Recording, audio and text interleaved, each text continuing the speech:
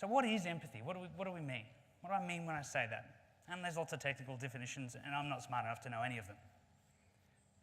But what we do know from economics is that humans are logical, rational, sensible creatures who maximise their return. Anyone want to admit that that's who they are in this room? No, of course not. That's rubbish.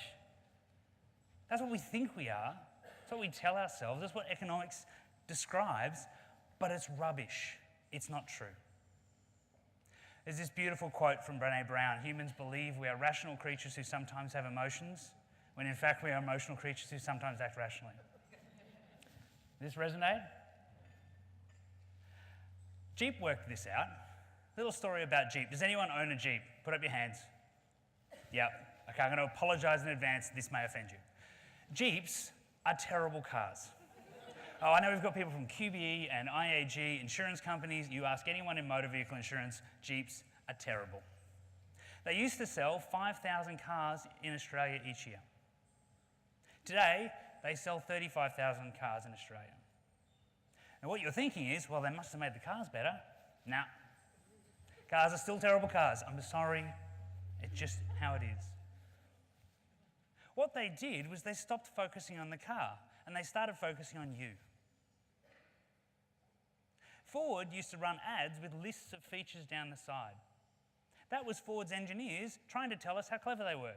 No one cared. No one bought a car because the fifth one down said ABS brakes. No one cared. Jeep stopped showing you the car in their ads. They started talking to your emotions. Wouldn't you like to be adventurous? Wouldn't you like to have a proud grandmother because you were all over the place? She's putting postcards up. Wouldn't you like to feel like you bought a Jeep? Wouldn't you feel like you could go and drive in this place? Now you know that your car's never going to go over anything more rough than a speed bump at Bondi Junction. But you want to have the option, right? We all buy cars because of how they make us feel. If we were logical, how many types of car would there be? One, two, a couple of sizes? Headlights, they'd be the same. Companies change them every year because you want to feel special, you want to feel different. Humans are both rational and emotional creatures, and the emotions often win. Now, my undergraduate degree was in pure and applied mathematics, and I did an MBA, and no one ever taught me about emotions. But emotions become all that matters, particularly in areas of change. So let me define empathy as understanding the rational and emotional drivers of another person. As simple as that. What's going on in your beautiful brain? I want to understand that.